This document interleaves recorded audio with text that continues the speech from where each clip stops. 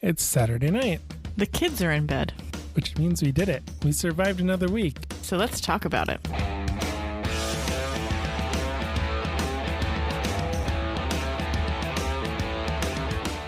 From our latest homebrew project, To kids' crafting projects. it's just talking life with two young kids and two dogs.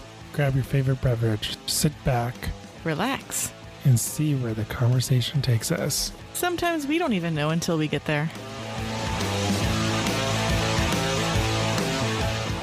This is the Craft Parenting Podcast.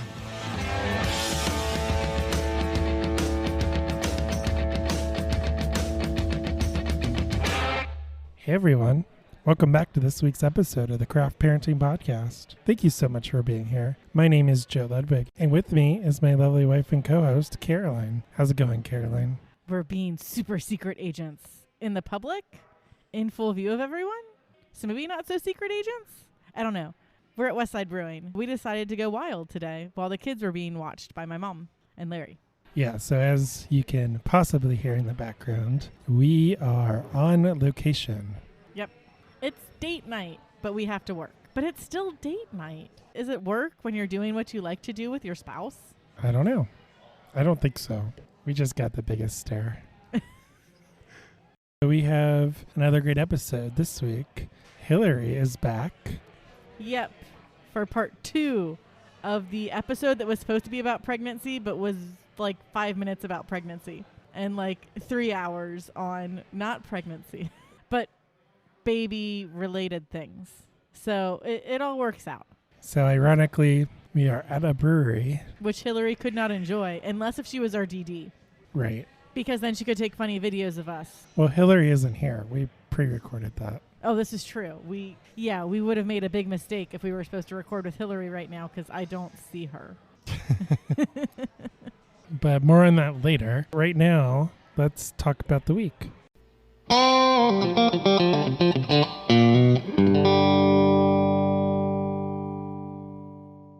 On Sunday, we woke up in the middle of soybean fields again. What is this craziness? Is it Groundhog Day?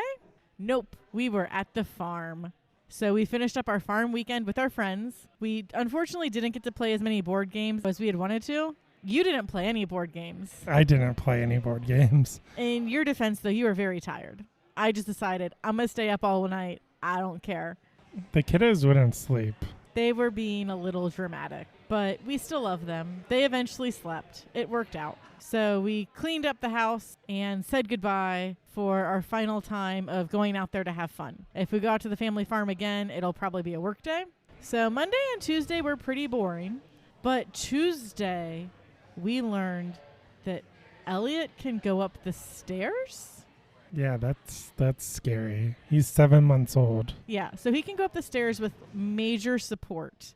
So the support is just so when he decides to sit down, he doesn't just roll down the stairs. He just stays on whatever stair he's on. But he can get up all of our little 7 stairs by himself. That was a milestone that Lily accomplished closer to 9 months. Yeah, I want to say Lily was a lot older when she did that. And Lily had a lot more access to the stairs. We haven't really let Elliot get on the stairs a whole lot because there's a gate between the living room and the stairs. We have to keep Lily contained. It's exciting and scary. Yeah, and then Wednesday, we had a date night. Yep, we went out to eat. Without the kids. No kids. But we got to see lots of dogs. Yeah, we ended up at Nations in Westwood. Yeah, which is an old firehouse that they converted into a restaurant. They won a bid, I think, to be the place that went in there. And we're really excited about it. We like getting Nation whenever we can. But sometimes it's hard because they're really busy. Wednesday, they weren't too busy, though. Great. And then on Thursday, Elliot successfully pulled himself up on pretty much anything that he wanted. Yeah, so Elliot was able to, have help standing up. Like, if you kind of pulled him up, his legs would immediately go straight, and he would try to stand, but he would be really wobbly. He'd be prone to, fall down. Now he can pull himself up on the couch, on a railing, on a chair, on your leg, on Big Sister. He can pull himself up on a lot of things. So he's really tall. He's really tall, and Elliot's in-years mom and baby nurse, she predicted that Elliot would walk by 10 months old. And he's really trying to prove her right. Because he was trying to roll in the bassinet at the hospital, and then he kind of gave up on it for a while. And then he just super went into rolling and trying to sit up. And really, he just wants to chase his big sisters around, both Lily and the dogs. Yes, so he is very determined to prove her right. And he really wants to run around with everyone. Yeah. God help us when... they're going to run in opposite directions. So it'll be interesting. I don't know. I think he's going to follow Lily. But she's going to run away from him. So then they'll be going the same direction. Kind of. We'll see. It's when they're older that we have to watch out for that. Yeah. And that brings us to Friday. And we went to a local chicken restaurant. Yep. For dinner with your mom and Larry. Yeah. So there's a local restaurant called Ron's Roost that's on our way home. And I use it as a landmark for Lily. I say, look for the chicken. And so now Lily knows the chicken. So she knows that if we're near the chicken, we're starting to get close to home. So we were trying to figure out where to go to dinner. And we started making decisions way too late. So we're like, okay, where can we potentially go that has enough seating where 6 people showing up at a little after 6 o'clock won't have to wait an hour? And we called around, and lots of places had to wait. Pretty much everyone had to wait. Yeah, and Ron's Roost had a very short wait. And we discovered that the reason why was because everyone was staying away because there was an elder class reunion going on. And no one wants to hang out with the elder boys. But you just alienated half our listenership. Who do we know that went to... Okay, wait. No, we do know some people that went to Elder. I mean, I went to Coleraine. I have to give crap to Elder. It's in my blood. Elliot might go to Elder. And I'll give him crap for it. Like, in a loving, motherly way. I'll make sure he just knows it's because I have a school rivalry with a high school that I don't necessarily care about. But it was ingrained into me. But at Ron's Roost, you know how restaurants and like Kroger and stuff, they have the little prize machines where you put in a quarter and you get something out. Yeah, or the crane. Yeah. You have to navigate the joystick and navigate the crane. Well, at Ron's Roost, they have something kind of similar. You put in a quarter and there's a bunch of eggs, and then there's like the mechanical chicken in the middle. Yep, and the chicken turns around and clucks. And that is like any time that I go to Ron's Roost, we have to put a quarter into the chicken to get a silly little prize egg where we don't necessarily like want the prize that's in the egg, but it's tradition. So we're going to do this. I get a big kick out of it, so that's the main reason why. Lily just stared at it and she was like, what is this? I don't understand. It just means we have to go more often, so she gets it. I used to go there all the time with my grandparents. I think all of my grandparents, like both sides of the family, even though one side didn't even live close to it, we would go there all the time with them. Probably because I liked it. I don't know. It's good fried chicken. 10 out of 10 would recommend. It is very good. I forgot how good it was. I don't usually get Ron's Roost, so it was definitely a treat. Yeah. So I want to say sometime during this week, we got big news. We got big news? Yeah. Big news. Like a dozen of news. Do share. UC joined the Big 12 conference. Oh, yeah. Yeah, so our alma mater, who used to be in the Big East. Then was in the ACC. I think there was another conference in there too. I don't know. I don't know what current conference they're in. I don't know either. But I know now they're going to be in the Big 12 next year. So all of our... Your mom said 2024, I thought. Oh, I don't know. They're in the Big 12 now. That's all I know. Or will be in the Big 12. I don't know why I'm listening to your mom, but she listens to the radio all day. Yeah, so she's up on these things more than we are. So I'm assuming that she picked that up from the news that she listens to. Yeah. On Saturday, UC played Notre Dame, and we crushed them. Yeah, and it was exciting. And it's a good thing, too. And I posted on Instagram that I was drinking Brian Kelly's tears. Oh, yeah. And to understand that reference, you have to really understand UC football, because Brian Kelly used to be the head coach of the University of Cincinnati. And then he left UC to go to Notre Dame. Yeah. And hey, guess what? And we kicked their butt. So hard. And Notre Dame is a powerhouse school. It's not Ohio State, but it's up there. Yeah. And while we didn't get to watch the game, we got to listen to part of the game because we were out and about with the family.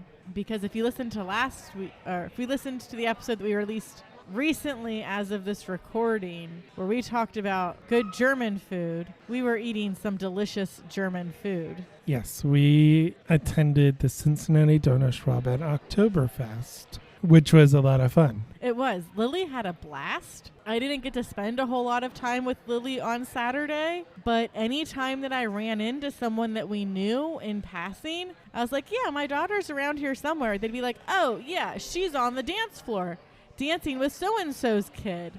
And who so-and-so was would change every time I talked to someone.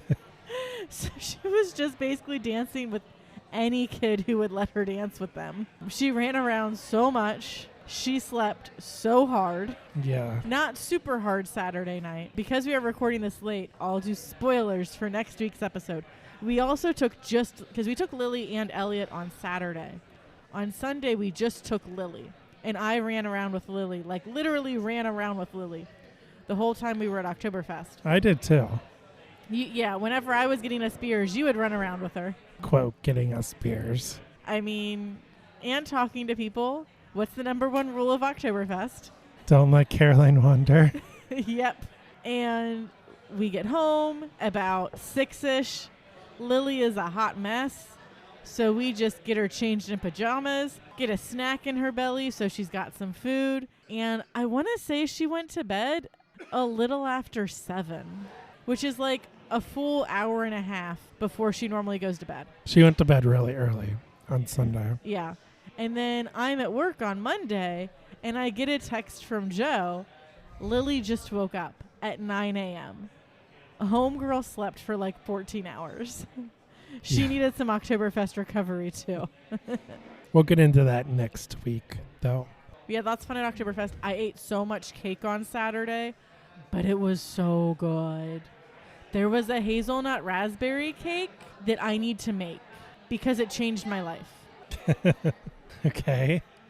So that's going to happen at some point. I don't know when, but at some point that's going to happen. You said it tasted like peanut butter and jelly. It did. It was really, really good. I'm like, I want that cake again.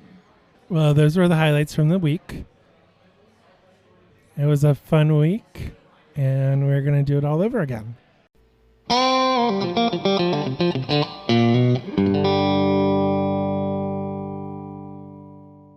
So now it is time for What's Bugging Caroline in Children's TV. Okay, so what is bugging me in children's TV this week is the quality of the YouTube videos for Reading Rainbow. Like, I try to find ones that are clear and we can read, and it's like not working out well. But I mean, you can still get the gist of it, but I want some nice, crisp Reading Rainbow. Where do I find this? I need this in my life. You can probably buy it. Okay, but I need help with that. Send me links. You don't want to buy it? Well, no, I can buy it. I just need to know where. And it can't be VHS tapes. It has to be like a DVD or electronic or something. Okay. Because you won't let me get a VHS tape player. No, why would I let you do that? Because I let you bring your PS2 into the house. And your Sega, which you still haven't gotten to work. So, I'm going to drink a beer now and give you a wifely stare. Are you done with the... That is the end of my rant. Yes, it's a very short rant today.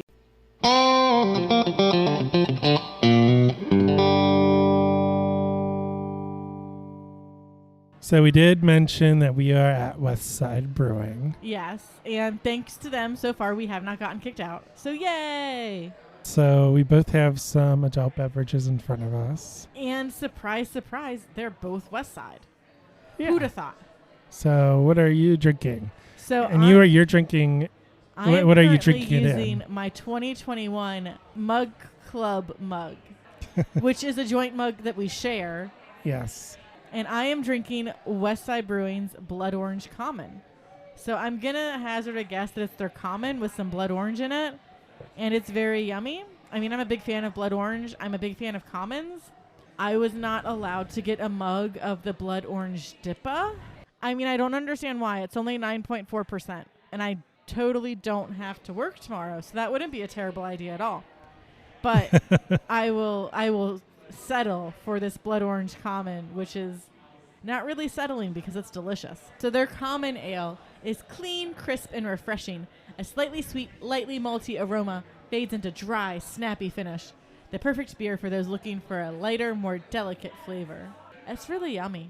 But what are you drinking? I am drinking. Do you know the... Wait, am I pulling it up or are you pulling it up? I thought you were pulling it up, but I can pull it up. I accidentally hit back too many times. I will pull it up. 3 days later. I am drinking the West Side Porter, and it is 5.8 ABV, 42 IBU. The description is deep brown bordering on black. This porter boasts a malty aroma filled with chocolate notes and a hint of roast. Malt sweetness pairs with flavors of baker's chocolate and lightly piney hops for a smooth, full-body drink with just enough bitterness to keep it balanced. I'm a big fan of porters and stouts. People are always, I say people very generically. We know some people that are very hesitant about dark beers because obviously if it's a dark beer, it's so flavorful and it's going to taste kind of burny, like super roasted. I don't really know. We have so many people that are like, I won't drink a dark beer. And I'm like, well, try a Guinness. No, I won't drink a dark beer. Guinness doesn't taste like a dark beer. It really doesn't. It's like your gateway dark beer. A Guinness is as black as can be, and it's really smooth, and it doesn't taste like what it looks like, basically. Yeah. And I mean, give it a shot. Now, part of this is when we went to Napa Valley for our honeymoon, neither of us were really super into red wines. And then it was just, we did wine tasting after wine tasting after wine tasting. Because you're in Napa Valley. You're going to do like 20 wine tastings. And if you're not going to do 20 wine tastings, why did you even go to Napa Valley? But when we left, most of the wine that we brought home was dark Cabernets and Merlots. And I mean, we can drink anything now. We just have to give it time and get it used to your palate. Maybe pair it with some good food. Try something new. That's my challenge for you, dear listener. Try a beer that you don't think that you'll like. Maybe it'll surprise you. Stephen, if you're listening to this, we have a pineapple beer just for you. Just for you, Stephen. So now is the time when we cheers. Prost. Okay. So Prost. I don't think they could hear that, but we did cheers. Cheers to the weekend, and Lord help us in the week ahead, because starting tomorrow, we are going to have to do it all over again. More crazy adventures are ahead, and we will make sure to share them with you each week, right here on the Craft Parenting Podcast. Okay, so for this week's main topic, Hillary and myself are continuing our conversation where we kicked the boys out and said, we're going to talk about lady things. So if you are not into like 2 hours of two women talking about breastfeeding, you probably don't want to listen to the rest of this podcast, because that's like all we talk about. But it's really good and useful information, even if you're a dude. If your significant other is able to have children and is planning to have children, like, this is information that you should know, because you should be super supportive of whatever decision they make and help support them in whatever ways that you can, which sometimes includes changing diapers at 2 o'clock in the morning so your wife is able to go to the bathroom and get a drink of water before she is attached to a child for like 10 minutes. And then has to get said child to go back to sleep. Okay, so let's pack up the microphones and you get to go talk to Hillary.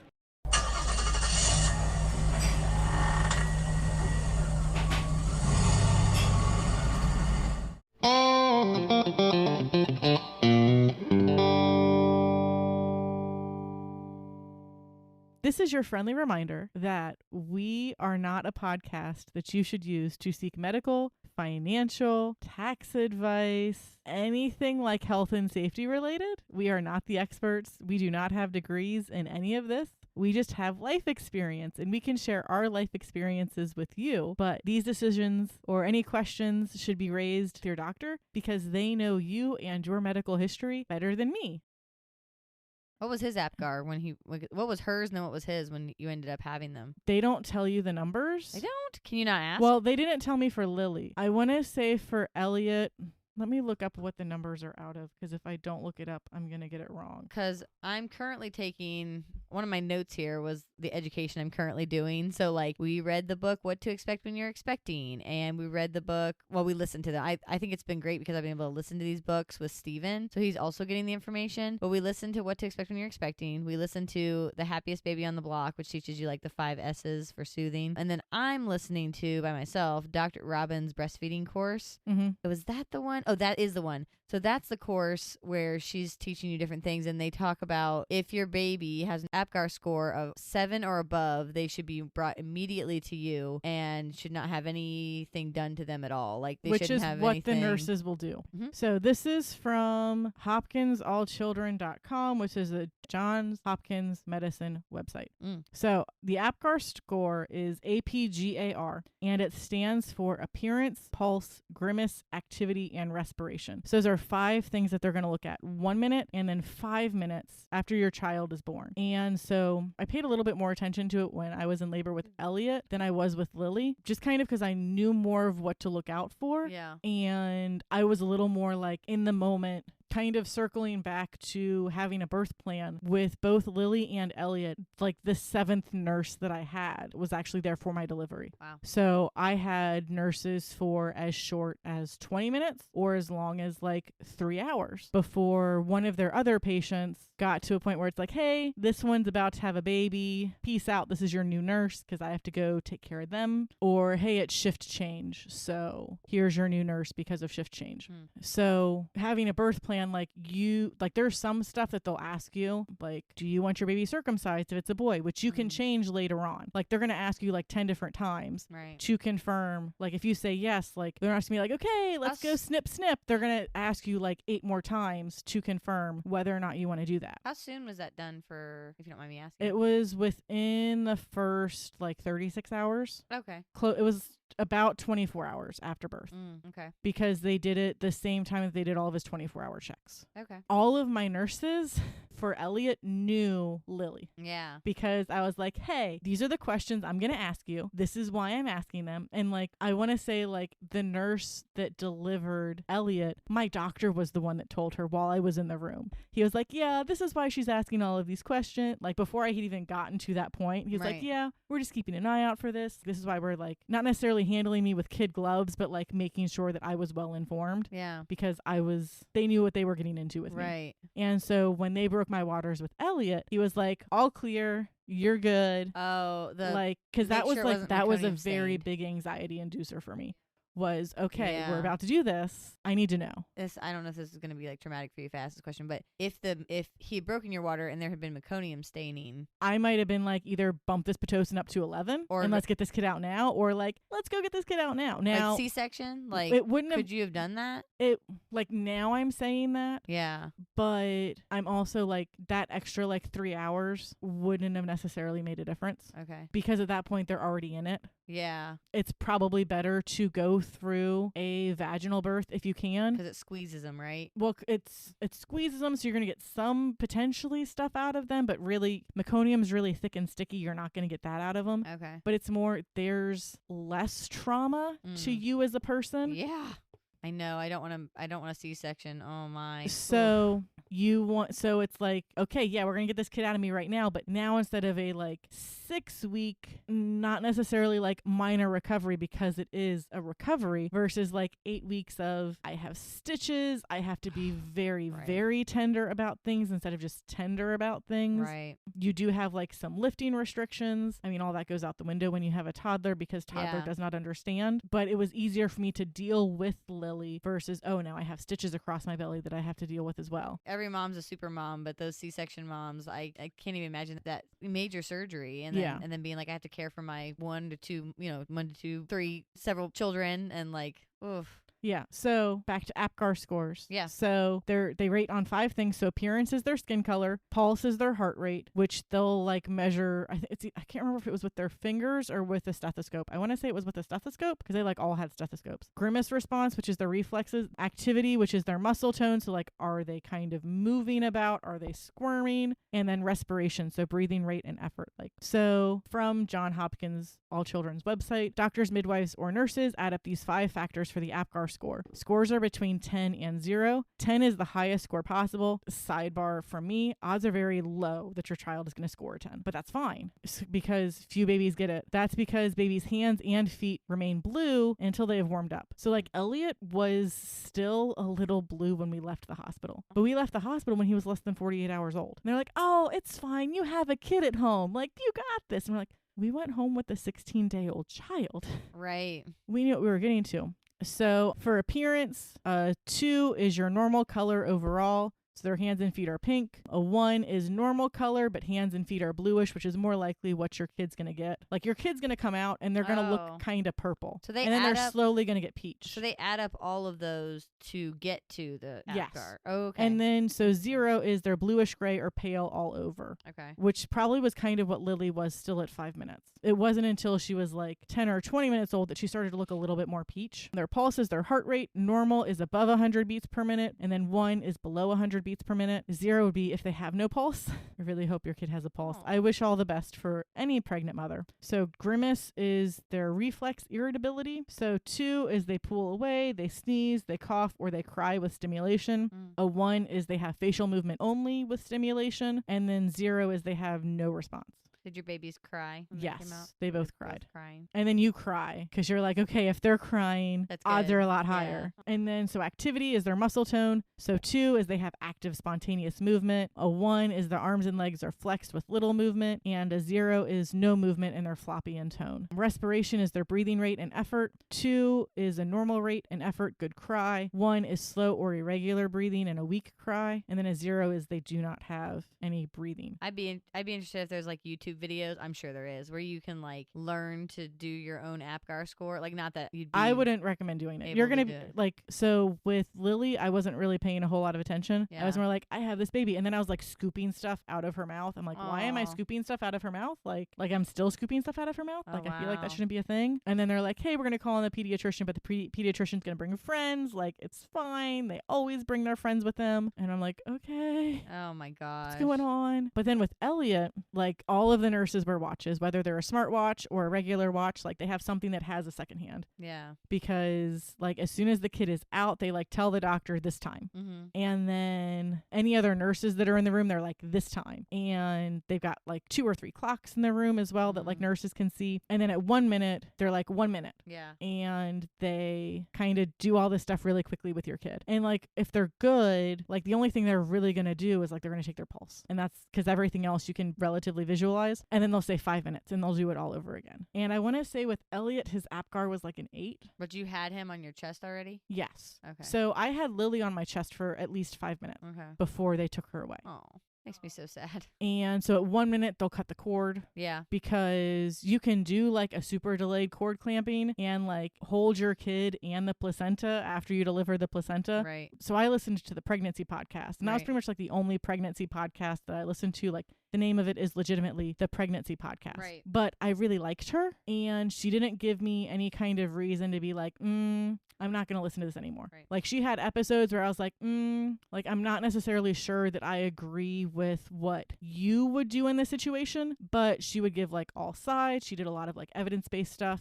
And listening to that podcast, it was, well, really anything past a minute is kind of negligible as far as getting more blood from the placenta. Yeah. So really you don't want to clamp it right away. Right. But anything past a minute doesn't really make a difference. Was it done pulsing? I don't know. Okay. I know it's all. I was too busy with the child. I don't blame you. I was just thinking because they were talking. One of the things I was listening to was saying like on my birth plan, I want the like cord to be done pulsing. I don't know. So did you deliver? And then maybe you don't know this either, but did you deliver the placenta before? I guess you probably delivered the placenta after the cord was cut. So the placenta can come, I think it's like as late as like a half hour after you deliver. Wow. Now, what they'll do is push really hard on your belly. Well, we'll get there. Yeah. They'll kind of tug on the umbilical cord to kind of help coax the placenta off, but they don't want to like pull on the umbilical cord because they don't want to break the placenta, because then you can have lots of issues. So they do kind of want to like give it time to come away on its own, because basically it has to like peel itself off of your uterus. Right. And they don't want to like create a gaping and hole in your uterus. uterus. On it, huh? I think so. I don't know. Again, distracted with child. Right.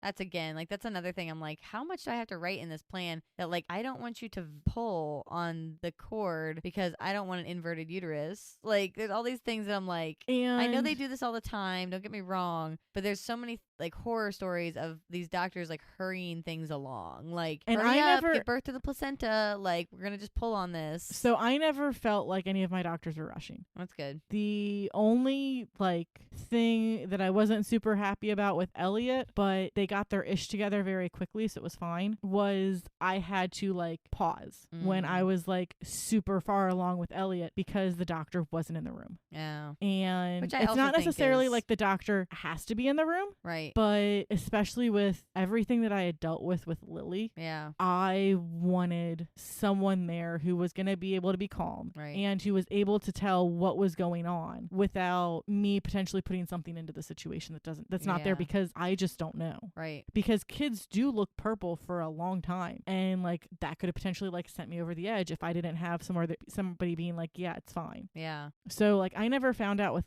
what Lily's APGARs were, but based on this, let's see here.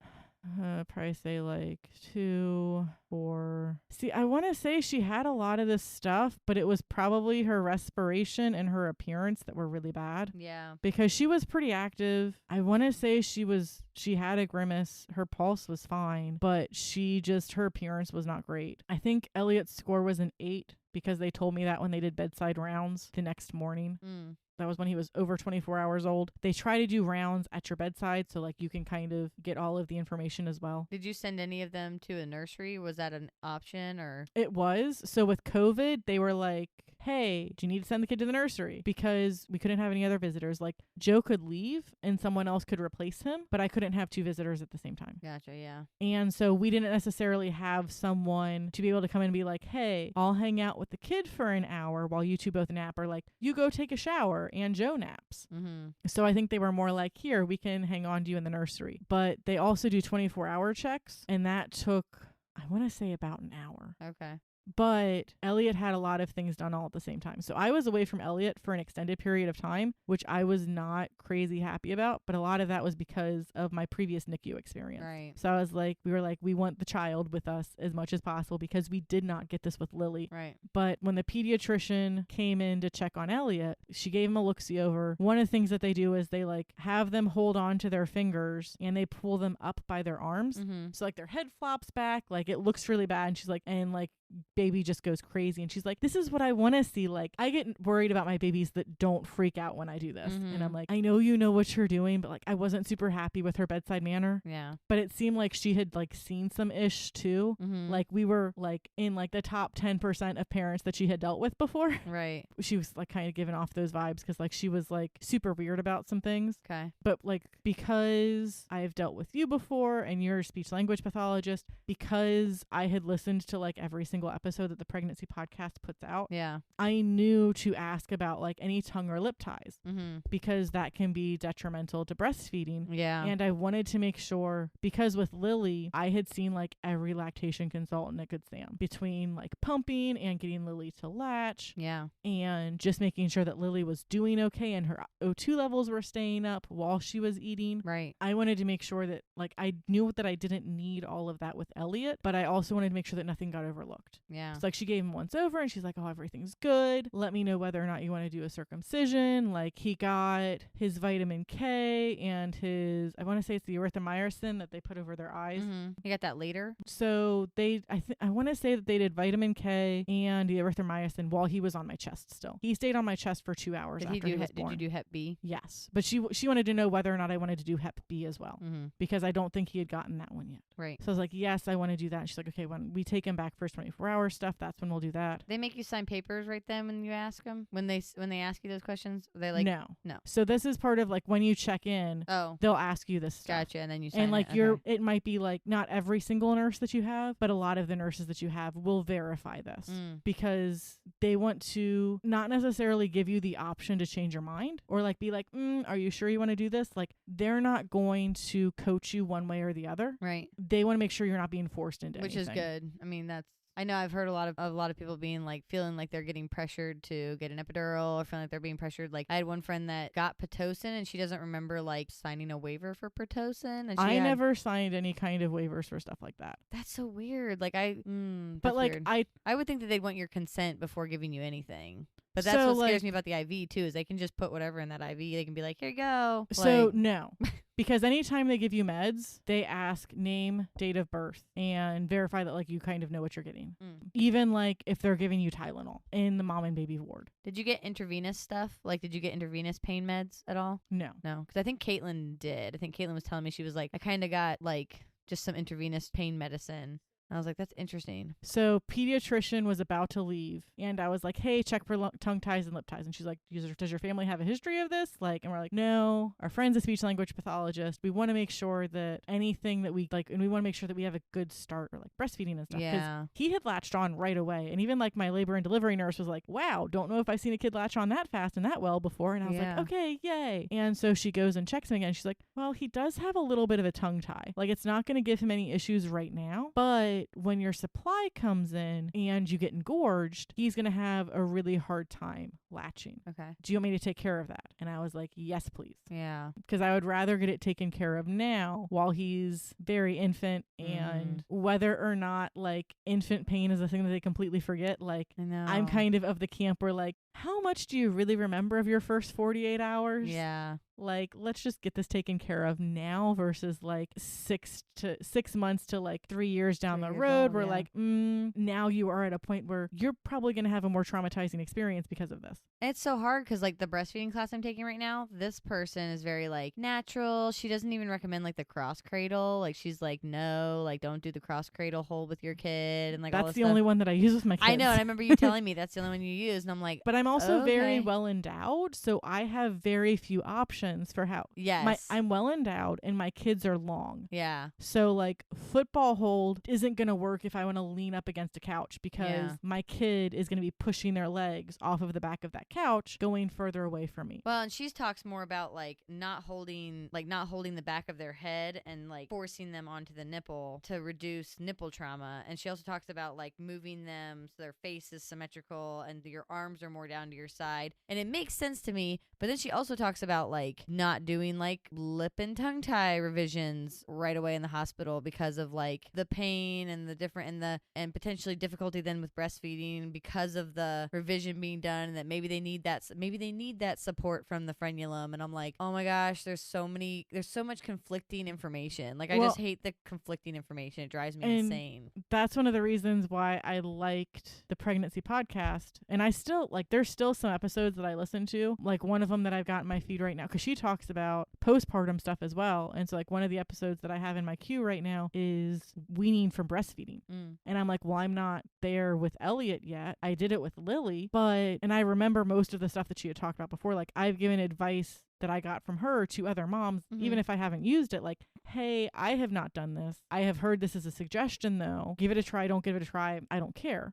But here's option F. Yeah. Maybe this will work for you. So I'm like, well, I at least want that information in the back of my head, so I'm going to listen to that. Right. I've listened to a few of her pregnancy episodes too, where I'm like, this sounds interesting, just to kind of stay on top of things. But she's kind of like, this is what research I could find about it. Usually it's old. Usually there's not a whole lot of it because people are very hesitant to do studies on pregnant women, and pregnant women are very hesitant to enter studies. Yeah, I don't blame them. I don't blame them either. But she'll be like, this is kind of what the research I could find about says this. Because she'll go into some of the more like homeopathic stuff and like, okay, witch hazel, that can help you postpartum recovery if you like put them on freezer popsicle pads. I never made my own freezer popsicle pads. I just used the ones that I got from the hospital. Gotcha. I turned out okay. Everybody's different though. Right. But it's like, so there is some evidence based behind that. Using cabbage leaves to reduce your breast milk supply. Science doesn't know why it works, but there's research evidence that it does. Eventually, we'll maybe figure out why, but there's evidence behind it. Like, this is the really weird thing. You can do it, you cannot do it, whatever. Actually, like, massaging your perineum and, like, stretching out your vaginal opening, does it reduce your risk of getting a tear? Yeah.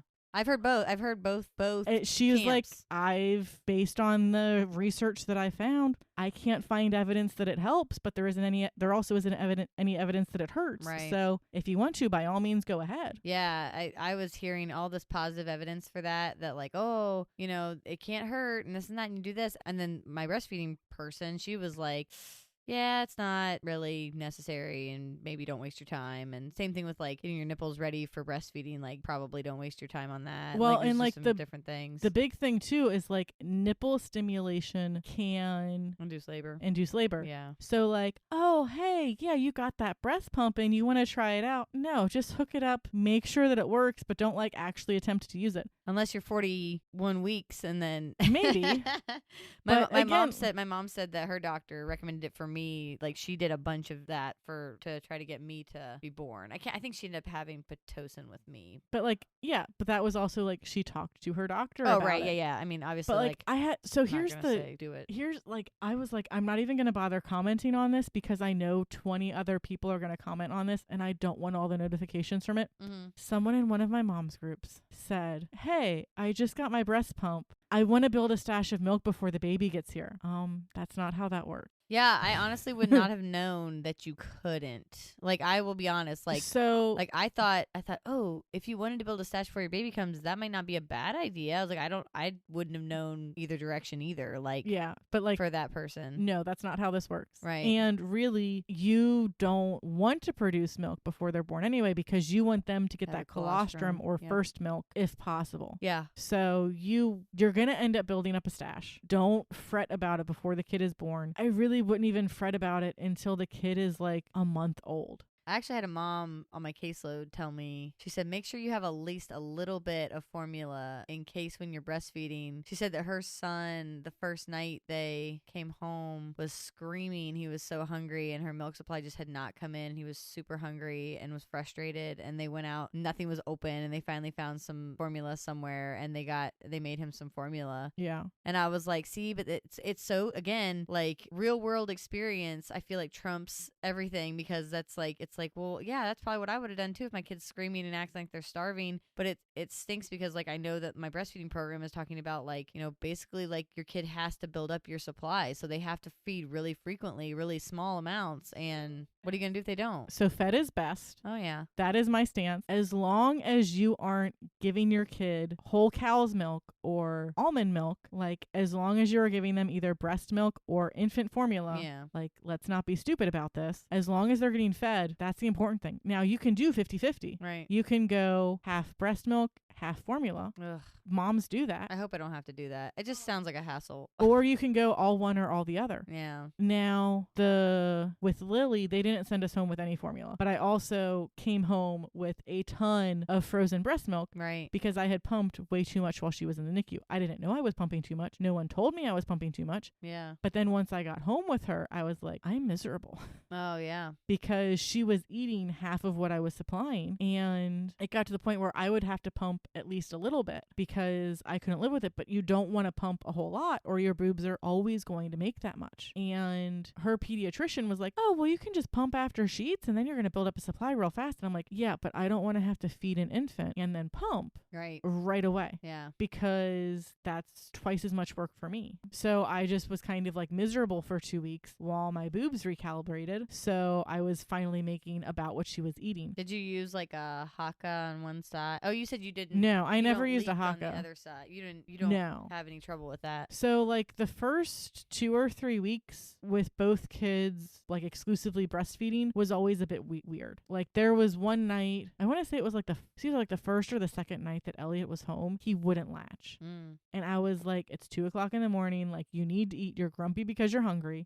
But he wouldn't latch. I was like pulling out my pump, quickly cleaning supplies, pumping, standing in the middle of the kitchen and like shoving a bottle in his mouth, like, eat this. Wow. And he ended up eating like 10 milliliters and I threw like 20 milliliters in the fridge that he hadn't touched because once they start to drink it, like that bottle's dead in 2 hours, regardless of whether or not they finish it. I ended up giving like that milk to Lily. Like I mixed it up with some of her whole milk. Oh, nice. Because it was like, well, I didn't freeze it in enough time. I don't want to put him on a bottle right now. Right. We'll just give it to Lily. Could you have had milk from Lily frozen that you give to him, or was there If I had it in a deep freeze, just to make sure that it would last long enough. So breast milk is good for 4 hours on the counter, 4 to 7 days in the fridge, and then like 6 months to a year in the freezer. Yeah, 6 months to a year. Deep freezer is best. So like deep freezer is when you're going to get the year. Because you got it closed more often, right? Because the lid's closed more and often. It's a lot colder. Okay. The one thing that you do have to be careful of, though, is sometimes there are, I want to say they're called lipase, but I don't think that they are. Basically, there's a thing in your breast milk that can actually go sour if it's frozen. Oh. So that's when you want to use like a super deep freeze. Wow. And that kind of kills it, so it's not a problem. Or when you warm up your milk, you actually want to scald it and burn it a little bit and then cool it down before you give it to your kid. Wow. Now, don't do that until you start to have an issue with your kid. So it could be that your milk doesn't do that. Like we haven't had an issue with that with any of my milk, or like it's either not an issue with your milk or your kid doesn't care. Yeah. So unless if you're having issues, don't worry about it. Did you hear the news about how you can now put cold and newly pumped milk in together? I have not done that. I haven't heard about that. It's very new. It was I forget what organization came out with it, but like it was like almost like the American Pediatric Organization or somebody like that. Yeah. ADA, I don't remember what it was, but they came out with the thing that said like they used to say like you had to wait till your breast milk got cold, and like then until they were both the same temperature. Yeah, and you could combine it, but now they said you can just straight pour it into. So I would cold. say like room temp / warm, like fresh out the tap to cold is probably fine. I'd be more hesitant to go the other way because your milk separates. Okay. So if you're going to go from cold to warm, again, not medical advice. I'm talking out my butt at this point. But anytime you're dealing with cold milk, actually, here, let me show you. It's easier this way for this incredibly visual medium. I was going to say, is it all separated? Breast milk. Yep. So I got a bag of breast milk on the table. Let's see here. This was pumped yesterday. So I don't know how long easy does it take you to pump that much? I pump for about 25 minutes and then I split my 2 bottles up based on bags. So I'll either like split it 50-50, or if I pump more than, what would that end up being? Like 350, because these bags can hold at most 180 milliliters or 6 ounces. So if I pump more than, say like 11 ounces, I'll split it between 3 or more bags. Okay. Smaller increments aren't necessarily better, but it's better to have like 3 100. I'm going to go in milliliters because that's what the NICU used, and that's what we end up using. Gotcha. It's like 3 100 milliliter bags is better than like 2 150 milliliter bags because you don't necessarily have to worry about how you split them up. Yeah. So you can kind of see that there's a separation. Yeah. Where all my fat's up at the top, and then this is kind of like different milk down here. Yeah. So anytime I'm going to do anything with this bag, I'm going to lay it down. I'm going to massage it. I'm going to flip it. I'm going to massage it again. I'm going to kind of look at it and make sure that it looks mostly uniform. Like I don't see little bits of fat floating around in it. And if I do, maybe I'm going to lay it down and I'm going to massage it some more. So to make sure that if I'm splitting this bag up between 2 bottles, one bottle isn't like 75% of the fat that's in the bag. Right. So you're getting more of an even distribution. And let me look at my freezer real fast. Will you freeze that or will you go? This I'll leave fresh. So today's the 15th. I pumped this on the 14th, which was yesterday. Elliot will end up probably drinking this tomorrow. So it'll be about 2 days old. When he's with my mom. Mom. Okay. Because he's with my mom tomorrow. But like if we're going to go on an extent, like if we have, so like Labor Day weekend, all of my pumped milk went into the freezer. And then we pulled out freezer bags to start off on Tuesday. Okay. When I put all my milk in the freezer, I lay it flat. And once it freezes, I stand it upright. Yeah. And I stack it. The left side of my fridge is the oldest and the right side of my fridge is the newest. So I'll pull from the left and I'll fill on the right. And when they all kind of start to lean, I'll just like pick them up and shove them over. Okay. And then start filling in again. I was going to ask you something else too.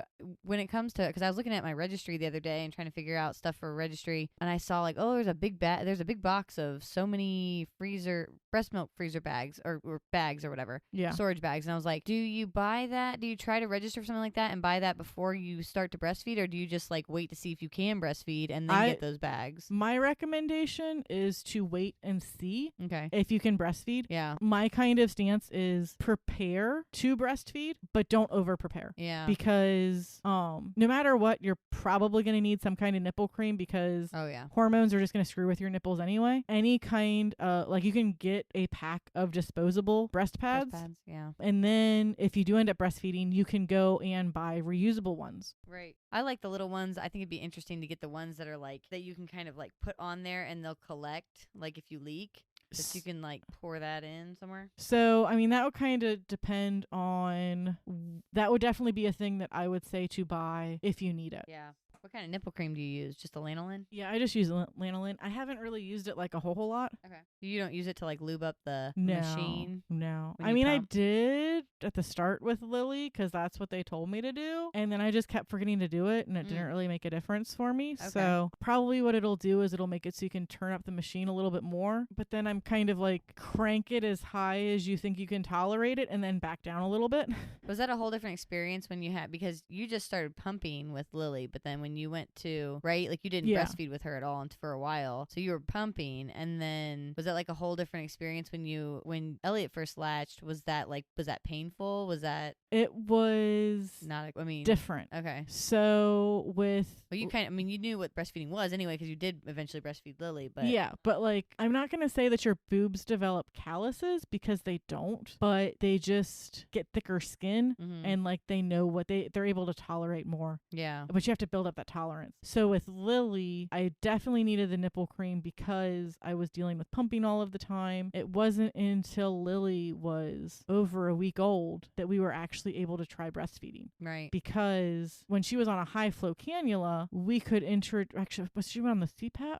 It was either when she was on the CPAP or on the high flow cannula, they were finally able to install in a feeding tube. And so when they did that, then she was finally able to start getting breast milk. But it was like, you get 10 milliliters and then we're going to slowly like wean down your lipids. And then the next feeding, we're going to give you like 15 milliliters. Like it was very small amounts because their stomach starts off the size of a marble and slowly expands as they eat more food. Well, at that point, Lily hadn't had any food. Right. So they couldn't just be like, well, you're this big, so you're supposed to eat 120 milliliters of feeding. So let's give you 120 milliliters because her stomach's not that big. Right. But as soon as I was able to pump, even though she didn't have a feeding tube, we would smear some breast milk in her mouth.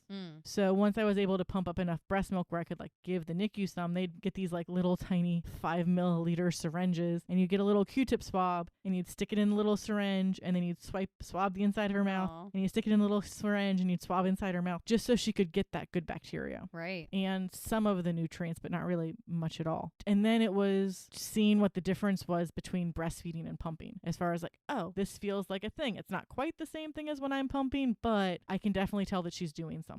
How much time did you go between, once things normaled out, like how much time do you leave between breaths? It really depends on the kid. So with Lily, I want to say I was probably doing like 5 to 7 minutes per side. But then did you like rest and digest, allow her to wait between, or did you just kind of go right from the one to the other? Neither of my children would tolerate that. Okay, that's fair. Elliot kind of screams if I wait too long to like Switch him. put myself back together to then get the other side ready for him. Oh I'm my like, gosh, that's there's a fresh boob coming for you. I just need you to chill out a bit. But with Elliot, I was doing like 4 or 5 minutes aside, and then I noticed like Lily rarely if ever spit up. Like I think she spit up twice, and the first time she did it I freaked out and I called the pediatrician because I was like, my kid just threw up, like I think she's sick. Oh my god. And they're like, was it projectile vomiting? Like, was there force behind it? Was it a lot of quantity? Was it just kind of like semi-watery milk? And like, it was just kind of semi-watery milk and there wasn't a lot of force behind it. They're like, yeah, she just spit up. She's fine. Let us know if it happens again and then maybe we'll be concerned about it. Oh my gosh. But then with Elliot, he was spitting up almost every time that I fed him. So I was like, okay, you get less food now. So he would get to eat 4 minutes on each side. Okay. And I remember you saying that. Yeah. so I have an app that I use. Oh yeah, tell me. And it is, Joe found it when Lily came home. And originally it was on his phone, and then I had to take it off of his phone and put it on my phone because unfortunately It won't connect? it won't connect. Okay. Because I had a client I just talked to that said she recommended getting like a breastfeeding app or getting some kind of feeding app for your kid, and she said that the one they got was like it connected to all the phones. I think hers was just like Feed Baby or something like that. Yeah, so mine's free. It's called Baby Tracker. Okay. And it's a green logo with like a little buggy, like bassinet push stroller carriage on it. It lets me put in multiple children. So I still have Lily in here and I have Elliot. So now Lily at this point, I only use hers for like height tracking. Gotcha. But Elliot's I use for diaper changes and then food. Okay. So, and really at this point it's only breastfeeding. You don't have to be super anal about how much time they get on each side as long as you're like kind of making sure that it's even. And like, I know a lot of moms that are like,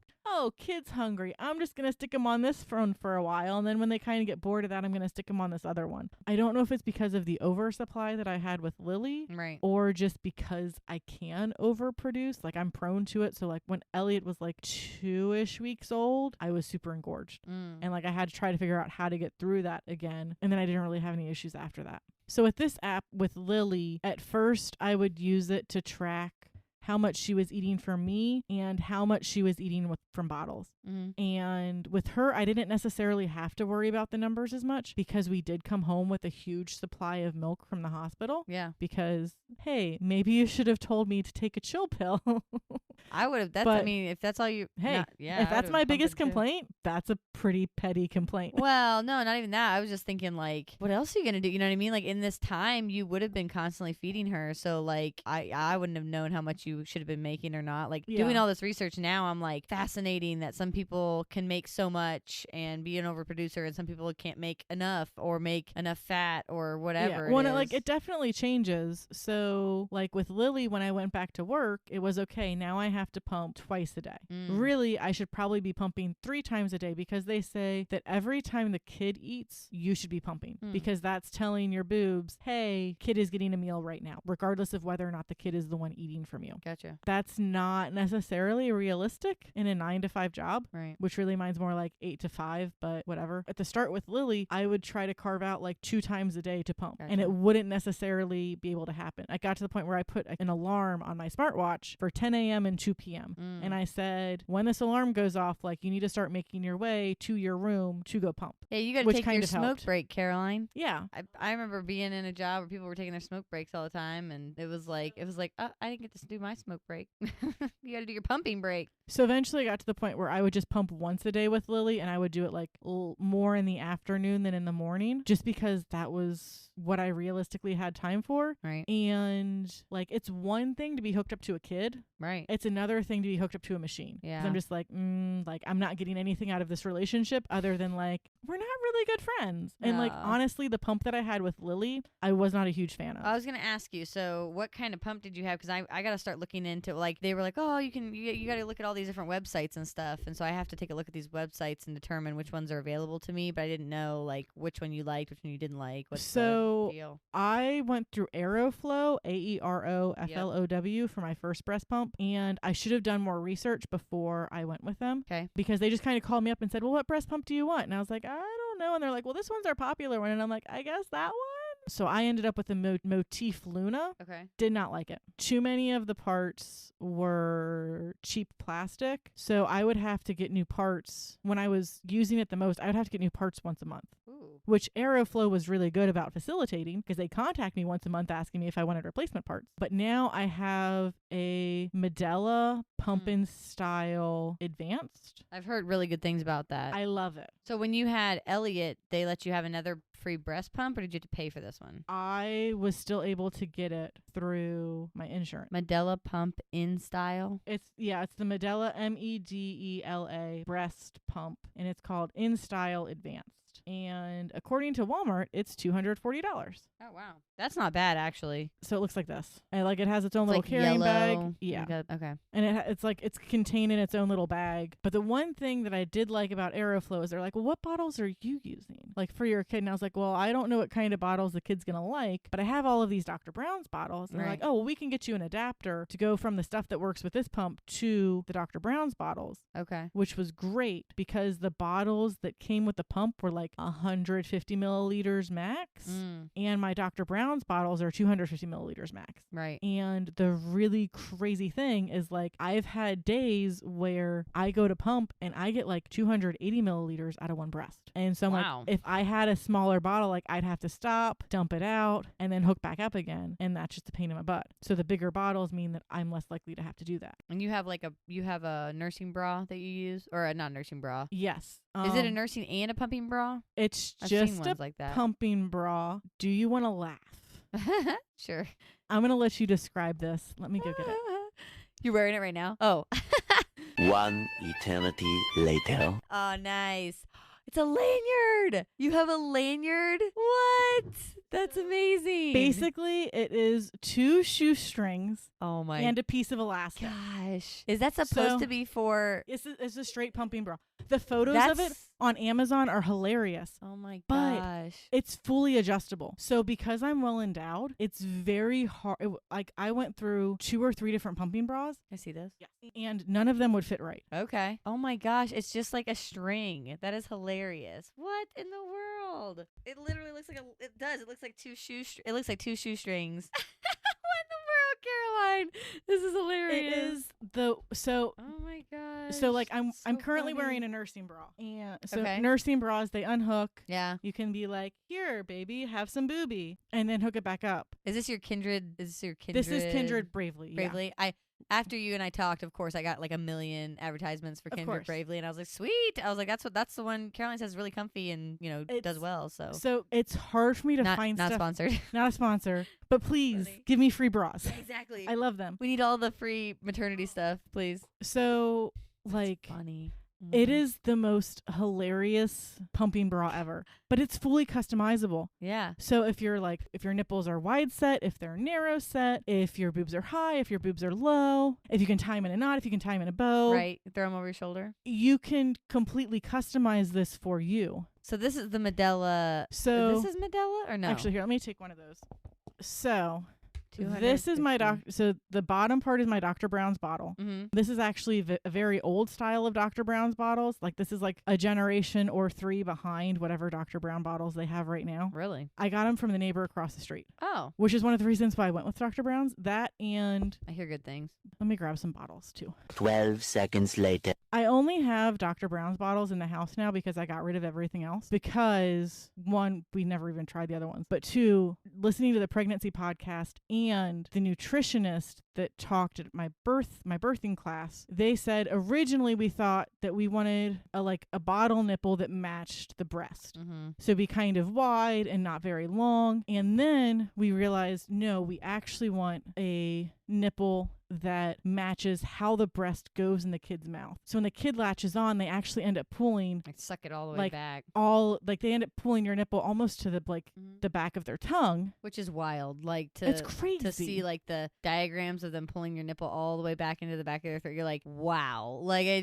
mean, and and if all goes well, like with Elliot, he just did it. Yeah. And he was like a rock star at it. So we just went with Dr. Brown's. And the NICU also recommended Dr. Brown's. But yours don't have like the... I took out the little green thing. Okay. So I do have so Dr. Brown's have a like colic reducing insert that's 2 pieces. I took all those out. You have to clean all that nonsense. You have to clean it all. And our kids never had colic.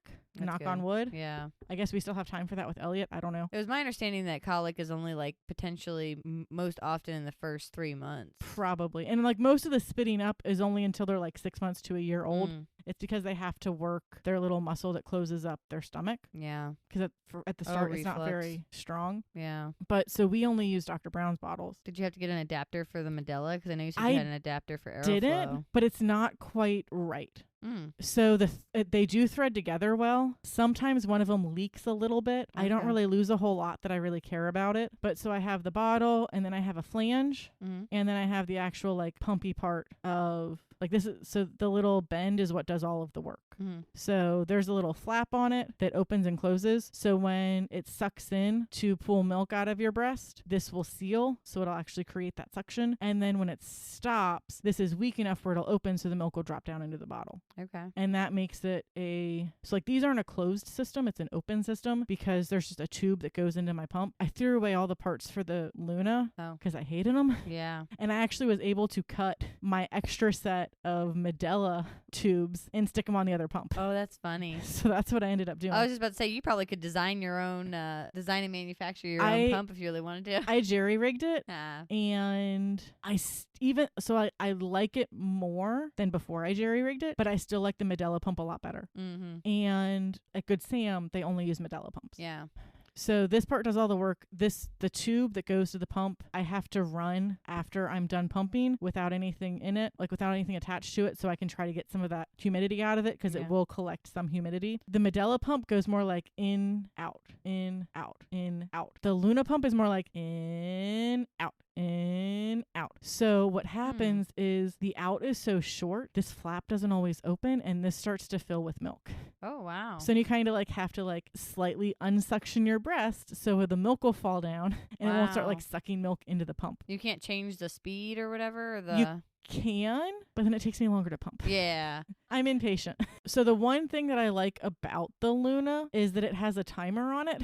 Okay. And after 30 minutes, it shuts off. Oh, okay. The Medela will go all day long if you leave it turned on. Wow. So like I have to set a timer on my phone and say, okay, hey, it's been 15 minutes. Let's check and see what's going on. And we'll snooze it for another 10 minutes. And then we'll check and see what's going on.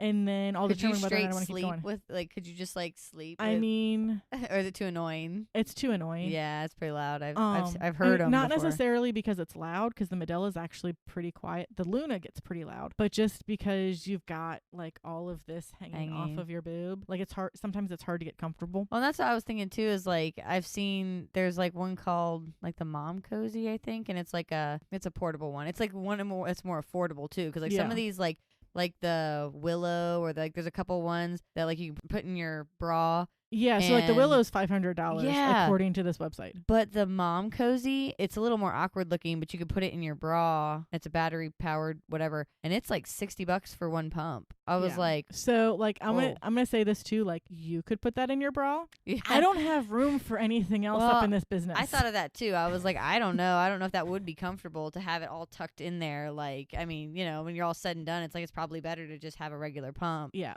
The flanges on a decent breast pump, you can interchange them to better match what you need. Like your size. Did you have to switch your size? There were 2 different sizes that came with this. According to the lactation consultants at Good Sam, I actually need a different size. Yeah. But I'm like, this works. Yeah. It is what it is. So I like if I had more issues, I'd go into like getting different parts, but I don't really have any issues. So I don't really go into different parts. So talking about my baby tracker app.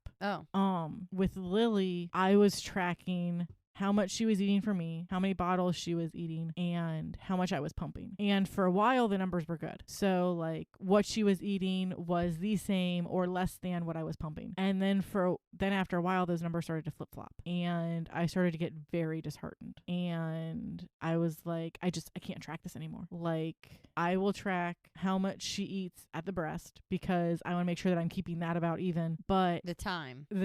Like I'm not, like I have no idea how much she eats. You wouldn't know. No. but just to make sure that it's about even, because like they say like Did you do a lot of weighing with her? Like, did you weigh her No. at all? No. though like they do freak you out when you do your first check with your kid because they're gonna lose weight. They're used to eating 24/7 and having all of their needs met, and all of a sudden they're out in this cold, harsh environment that they're not used to, and they have to work for their food. Yeah. So they are going to lose a little bit of weight. I have some friends who've never had to go to a weight check. I've had friends where they have to go like a week after their kid's first doctor's visit. With Lily and Elliot, we had to go again a week after they were their first visit. And then it was okay. They've met or exceeded their birth weight at this point. You're good to go. Like they have for sure gained weight. But I also have friends who like, they're like, I hate weight checks because my kid had to get weight checks for the first 3 months of their life. Yeah. Because they just weren't growing fast enough, quote unquote. But part of that too is to make sure that everything's going away. Because like similar to a dog, a baby can't necessarily tell you what's wrong. After a while, you learn their cues. You kind of get the feel for, okay, are you hungry? Are you wet? Do you just want attention? But especially when they're that little and you're that new to being a mom, you just don't know. So like I had someone pop up in my news feed and they were like, fed is best all the way around. And do not mom shame because it's the worst. It just makes you feel like crap. Yeah. I don't see many people that are like, you have to breastfeed only or you have to whatever. Like I feel like anymore it's, I don't know. Maybe I'll see more of that once I actually have the baby too. So like she had brought the kid home. The kid was super fussy, but was also sleeping a whole lot. And they just couldn't figure out what was going on. So they ended up bringing her and the kid back to the hospital and said, okay, we're going to weigh the baby. We're going to weigh you. We're going to feed the baby. We're going to weigh the baby. They maybe they didn't weigh her, they just weighed the baby. Yeah. But it turned out that even after like 5 or 10 minutes of eating, the kid wasn't getting anything because she wasn't producing enough. Oh, okay. So it's like, okay, they tried everything under the sun, like they were supplementing with formula, but like trying to get her milk supply to come in and like nothing worked. And it's like, well, that's just kind of the way it is. And then we have another friend who she has a chronic condition where like she got super monitored all through her pregnancy just to make sure that kid was doing okay and she was doing okay and she was staying on top of her chronic condition. And then after the kid was born, they're like, well, we can breastfeed, we cannot breastfeed, but if you do breastfeed, like we're gonna have to like super stay on top of this again to make sure that you and baby are doing okay. And so she like maybe breastfed for a week, like enough for the kid to like get some colostrum, maybe get some of the quote unquote like super benefits of breastfeeding, and then was like, yeah, we're just not gonna do this anymore because her doctor was great and was like, yeah, we still don't know everything that's in breast milk, but formula these days is really gosh darn close. And we'd rather your kid get fed and like be fine than like we potentially damage you or the kid. Like not in so many words, but like I want to do it more for the convenience. And I know it's not convenient. Like I know that like convenience a bit of a misnomer. Yeah, I mean like hard work, but like as in like I don't have to deal with like you don't necessarily have to deal with like making bottles. Yeah. You don't have to necessarily like worry about like making sure that you have formula in the house all the time, or like, hey, the kid isn't doing well with this formula but really likes this formula, but now I can't find this other formula. Right. I mean, different challenges for each. I'm like, but then like, I don't want to have to do both, I guess is like my thought, right? Like I would love to just be able to breastfeed so that way I'm not doing flip-flopping all over the place with all of this. Like, I mean, it is what it is. Like, so like with breastfeeding, you gotta do it. But it's convenient in the sense that it's like, oh, hey, as long as the kid can get to me, the kid has food. Right. But then you can't do anything. Then I can't do anything.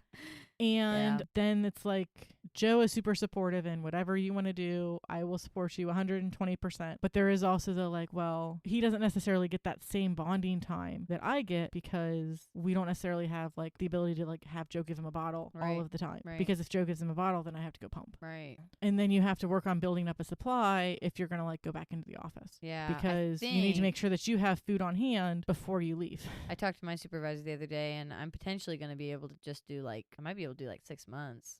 Like I mean, I'm an independent contractor. I'm not going to get paid for any of it, but like, I just feel like 3 months is so hard because I feel like they're not like, feel like you're just establishing your routine at like 3 months, and then they're like, go on back. But like I also have the luxury of like, if I go back, I don't have to go back full time or even really part time. I can just go back for a few hours to see just a couple kids too. Yeah. So I don't have to see, like a whole bunch of kids. But we'll see what I decide on whenever it comes time. I think it would be great to be able to take like 6 solid months to just really get everything settled and figured out, and then really go back. And the kid's very sturdy then, and Yeah. and whether or not I'm still, I may not even be breastfeeding at that point. We may, like your mom, I may have just be like, I'm done with it at this point. But Yeah. I'd love to keep doing. I mean, I'd love to ideally like do a year or whatever. But I think that we'll just have to figure out kind of what we want to do. So like going back to, at this point, whatever will be like previous week's conversation, Yeah. like talking about your birth plan, you also kind of want to talk about like postpartum stuff and what your goals or your plans are. Yeah. So like with delivery, I was like, I want to see how far I can get with an epidural, but I don't want to take epidural off the table. And the other thing with an epidural, I was going to talk about this like an hour ago because you were like you were super hesitant about having an IV. If you have any kind of inkling that you are going to want an epidural, you're going to want a saline bag because they have to get at least one saline bag in you before they can give you an epidural. I remember you saying that. So if you wait until the last minute, that last minute now just became 45 minutes to an hour. Yeah. Because we have to wait for that saline bag to go through you, and like they can crank up that saline bag, but then your arm's going to be uncomfortable in addition to you being uncomfortable. And that's the kind of stuff that I need to know about, so I can put that in my birth plan to say, hey, I want, I do want an IV because I know that I want to have the option of an epidural or whatever. Like, yeah, it is, And so it's more just like having some of this stuff like in a birth plan is nice, but it's also having your partner know as well so they can help advocate for you. Again, that's more of what I want. I want it written down so Steven knows what to say, because I really feel like he's going to be like in the dark if we don't both talk about it together beforehand and write it down. Yeah. Because if I'm just like, don't you remember us talking about this? That's not going to be helpful in the moment. Like, that's not that's be very stressful. Like, otherwise I can be like, refer to the birth plan, refer to the plan, like just go to the plan and look at it, because I mean, and then I'm a big proponent of like, I write down notes, but I don't write down notes so much to go back and look at them oftentimes. I mainly write down notes because I feel like it helps me to process what I'm learning. So like, I'm sitting there, I'll write down, like if I'm in a meeting with someone and I'm supposed to, and their goals are written down in our program or whatever, I'll be writing down the goals in the meeting, and the service coordinator will be like, why are you writing this stuff down? It's in the notes on our program. And I'm like, I know, but writing it down helps me remember like what's going to happen, like what we're doing right now. And then I can write down a quick note underneath of it, like, here's my idea about this outcome. And then I can talk about it really quickly. And then I'm just listening and I'm writing. And it's just, I find it so much more helpful. That's why this notebook that I'm writing currently will never be looked at again. Like, unless I really need to, like, I've gone back and I've looked at like my weight and I've looked at a couple other things, but like this notebook is not, I probably just need to trash it when I'm all done, because really it's just me writing down things that are never going to get looked at again. So, but it's helpful for me to help remember it. Like, now that I wrote it down, I'll remember that you said you got an Aeroflow motif Luna that you're not a fan of, or I can, even if I do want to look back and say, hey, she likes the Medela. So but like wrapping this up about breastfeeding, and then we'll call it a night because it's getting late. It is late. Having what your goals or expectations are for breastfeeding. So like what your breastfeeding wish list is. Yeah. So if it's, I want to if I know that I'm going back to work after 12 weeks, I want to exclusively breastfeed for 12 weeks, and during that time build up a stash so that I can continue to pump while I'm working, and the kid gets nothing but breast milk for the first 6 months of their lives. Yeah. And then maybe that's when I want to potentially transition to formula, or like say, well, at this point we're going to take a pause and consider transitioning to formula at the same time that we're transitioning to food. Maybe not like the same time, but like we're just going to go like, not necessarily like go cold turkey, but like maybe 6 months is kind of my, like, if I get past this point, I'll be super happy. So my goal was to, and then like maybe, because like the WHO, the World Health Organization, they recommend breastfeeding for 2 years. Yeah. Not exclusively breastfeeding. They recommend breastfeeding for 2 years. Right. I want to say that like one of the American organizations says like a year, but really it's whatever works for you. So like my goal was I want to exclusively breastfeed for like, or at least do exclusive breast milk for at least the first 3 months.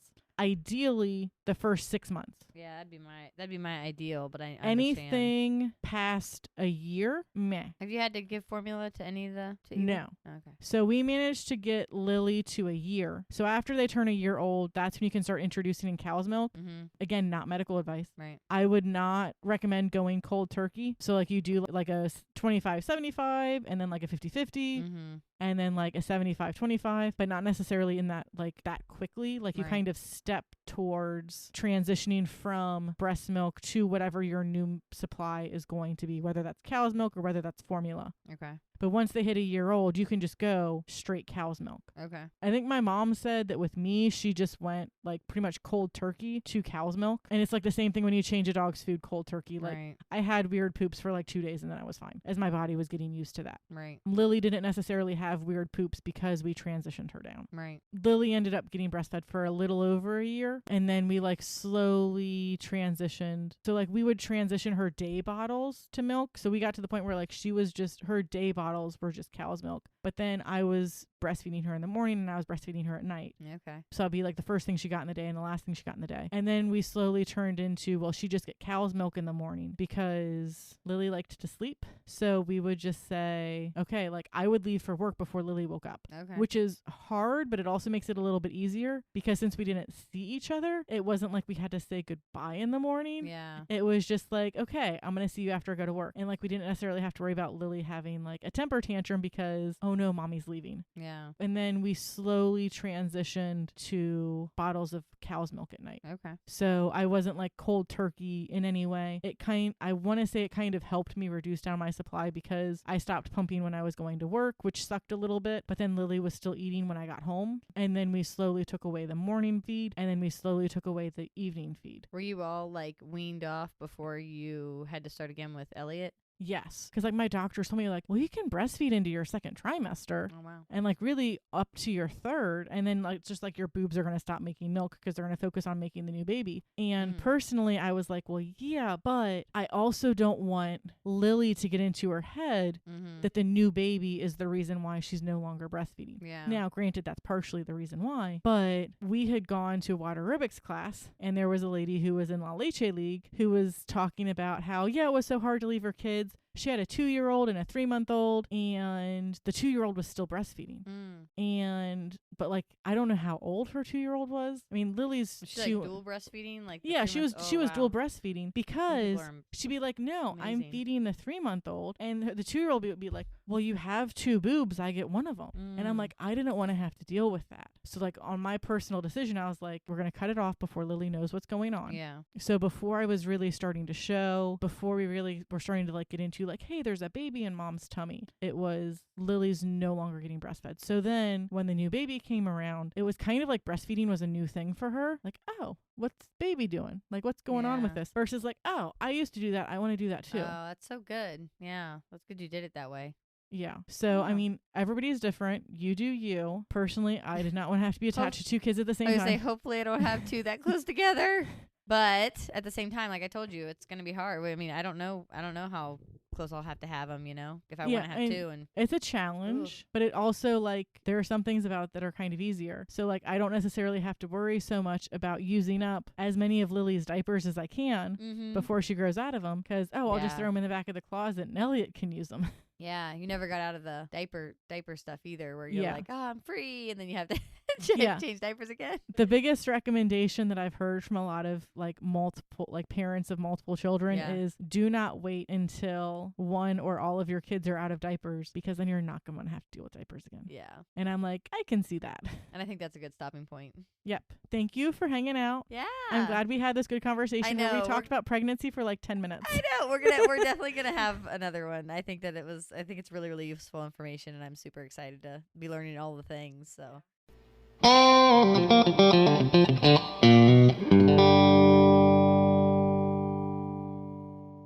I just wrapped up an amazing conversation with Hillary where we went all over the map. But I like to think that we had a nice journey along the way. So it all worked out in the end. I have created some blog posts since this recording outlining some tips that worked for us when we were bringing a newborn into our house, some products that we use all of the time, and I'm working on creating other resources as well. So if there's anything that you want to know, shoot us an email. Maybe I'll respond back. Maybe I'll write a whole blog about it. So I had a family member send me an email asking for like some tips and tricks because she's pregnant, and another family member was like, hey, she's got 2 kids. She knows what's up. You should send her an email. And so I was like, oh, sweet. I'll do a quick reply. 2 days and like 2,000 words later, I replied to her email. Oh, boy. Yeah, I was like, so this kind of turned into a book, but I hope that you appreciate it. And she didn't tell me to go away, so I think that she liked it. So I'm working on some stuff like that because part of parenting is learning how to navigate life by adding a whole other person into your little family unit. And it's not always as easy as you hope it will be. So during the break, I got another beer. Oh, I got another. Whoa. This mug is full. It was empty before. What happened? We both got new beers. You got the same beer. Yes, I did. I still have a blood orange common because it's so good. I mean, everything that they do here is so good, though. So it's really hard to pick another beer. I just normally stick with one because otherwise I just want all of them. And I got just about the opposite of what I had before. I can see through this beer, so I'd say it's pretty opposite. But it's new. They just released it this week. This is the West Side Brewing Headless. And a Headless is a traditional German beer. If you go to Germany, you can say Pils, Headless, or Hefe. Those are the 3 styles that you are very likely to get in Germany. I thought it was how does the gnome say it? I can't. All I can say is Hefeweizen. I don't even know if I can say what all of the other podcasters say. Hefeweizen? Or Hefeweizen?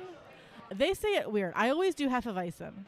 W's are V's in German, so if they say Weissen, that's wrong. It's a Weissen for sure. Yeah. Hefe. German is just like English. You can go to any part of the United States and you can be like, I want a pop or I want a soda. Or if you're in Atlanta, you ask, do you have Coke? Can I have a Sprite? That it does not compute. German's very similar in that it has different dialects. They definitely do have different pronunciations. There's High German, which is what you get taught in college. Yeah. Well, like when you take Spanish, they teach you like Spain's Spanish, and that mostly translates to Central American Spanish, but there are some differences. So every language does it. But yeah, W's are V's. And I should drink some more beer, so I talk gooder. So I'm drinking the Munich Headless by West Side Brewing. It is a lager, and according to Untapped, it is 5.4% ABV and 18 IBU. I couldn't find it on their website. They only have some of their beers on their website. They don't have them all. They have a really impressive tap list right now, though. So. Oh, yeah. I'm always very impressed with their tap list. Yeah, like, I probably should have got the missing link because I really like that one, but they only have it in cans. I'm super excited to see what he does next year, though. Well, I can't wait for their Schwartz beer. Oh, Schwartz beer. That's so yummy. We have to make another one of those. We still have some. Yay. Probably more accurate, you still have some. I don't drink a whole lot because I sit on the couch with Lily to watch Reading Rainbow and practically fall asleep. And then I put Lily to bed, and then I put myself... Well, you put Lily to bed, and then you come downstairs and you tell me to get into bed because I fell asleep on the couch.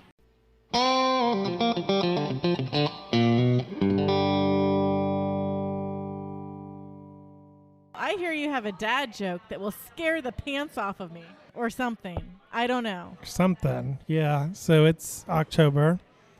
Ooh. It's Halloween. Spooky. I have a Halloween-themed joke. Oh. We're just all over the place this episode. I mean, our intro does say, see where the conversation takes us. Sometimes we don't even know until we get there. So it's in our intro. You should be prepared for this, dear listener. All right. So why did the Headless Horseman get a job?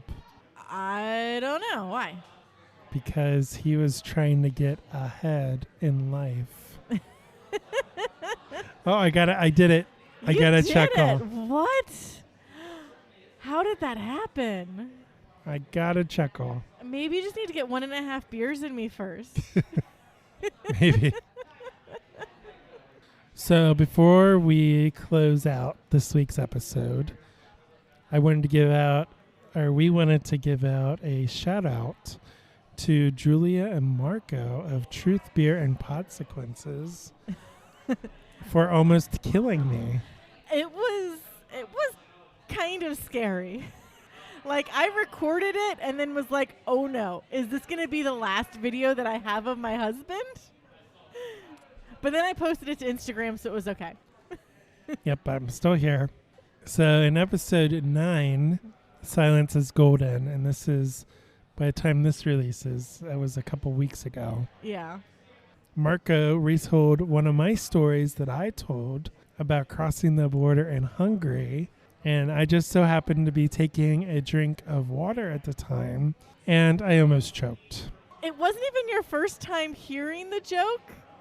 It was like your second, because you had almost died in the kitchen while I was watching TV with Lily. No, that was the first. I didn't listen to all of it. You hadn't listened to it yet. Oh my goodness. I listened to the first part, like the first 20 seconds or something. Yeah, so Joe's listening to Truth Beer and Podsequences while I'm going through Lily's bedtime routine, which consists of watching Reading Rainbow because we're awesome parents. And Joe just starts laughing in the kitchen. And then I pause it. And he paused it. And I'm like, what is going on? Like, are you okay? And he's like, you have to listen to this. Like, we're going to listen to this together after Lily goes to bed. And I'm like, okay. I don't know how they can top you getting a colonoscopy, but we'll see. Which is fake news. But so then we listened to the episode together. And we're like, okay, 2 lies and a truth. We'll see how this pans out. And the first one almost killed my husband. Yeah, no more attempts on my life, please. But in all seriousness, go listen to the Craft Parenting Podcast, episode 28. Yeah. Where I tell my version of the truth. And then... Which is the actual truth. It's the best kind of truth. And then go listen to Marco and Julia recap that story in the Truth Beer and Podsequences podcast, episode 9. And whatever you do, don't be drinking or eating while you listen. Yeah. Julia almost died too. So Marco almost took out like 2 or 3 people with one joke. Marco, you can't be putting out hits on Cincinnati podcasters. Well, that's one way to climb to the top. Someone needs to Photoshop Marco's face and onto Bryan Cranston from Breaking Bad. Just have Marco on top of sitting on a pile of money. Then there was only one Cincinnati beer podcast. So that does it for this week's show. Thanks so much for listening. We want to hear from you. If you have ideas for a show topic, if you have comments about a previous show, maybe you really liked it, or you learned something new. There are many ways to get in touch with us, to give us this feedback. You can send us an email at craftparentingpodcast@gmail.com. Follow us on Facebook and Instagram at Craft Parenting Podcast. There you will get updates on when new episodes have dropped, see pictures of our adorable kids, and more. You would see the photo of our beers and our podcast equipment after we set up and then worried that Westside was going to kick us out. But they haven't, so yay! Thank you, Westside. You guys are the best. Yeah, how did you like recording on location? It's interesting. It's different. I think it works better if we don't have a topic, but I like it. If you like what you hear, please leave us a rating and review on Apple Podcasts or your podcatcher of choice. Make sure to share the show with your friends, your family, or your neighbor down the street. It's what helps our show grow. You can also send us stuff to our awesome P.O. Box. I am always looking for donations of yarn and craft supplies. Stephen really needs some pineapple in his life. You do you, listeners. You do you. All of this information is available on our beautiful website, which is www.craftparentingpodcast.com. So go check it out. That's where we put the show notes. Plus, I've been writing a ton of blog posts. There are some resources around adding a new human into your life. If you want to hear more from me, shoot me an email, or maybe I'll just start writing stuff anyway. Let me know. Also on the homepage, there's a form that you can fill out if you want, where you can give us your email and we'll send you a monthly newsletter. Yeah. Your newsletter looks really nice. I read it today. Yeah, it did come out a little late because of we were at Oktoberfest. Oktoberfest. We had so many beers. They were so yummy. If you haven't already done so, make sure you subscribe to the show. We are listed on Apple Podcasts, Google Podcasts, Spotify, Stitcher, and just about every podcast app out there. And with that, I'm Joe. And I'm Caroline. See you next time on the Craft Parenting Podcast.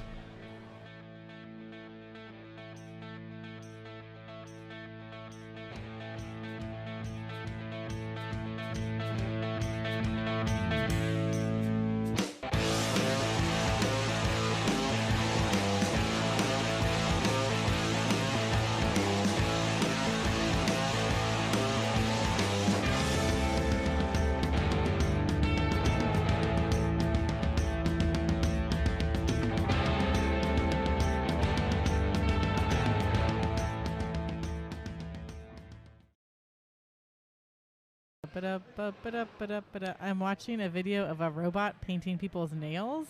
It looks super cool. Testing. I want to try this out, but I don't like getting my nails painted because... Yes, I am ready. We are recording. Sweet. On the road again. That's all I know from this song. Ba-da-da. Da-da-da-da-da-da-da-da. Is that the song? Am I in the right, I only know that one line, and then I think part of the melody. Oh, that's great. I like Hillary. She's like my best friend. I'm a hot person, but do I have a hot mic? Now yes. I do? Yes, you do. Is that going to end up in the blooper reel? It might.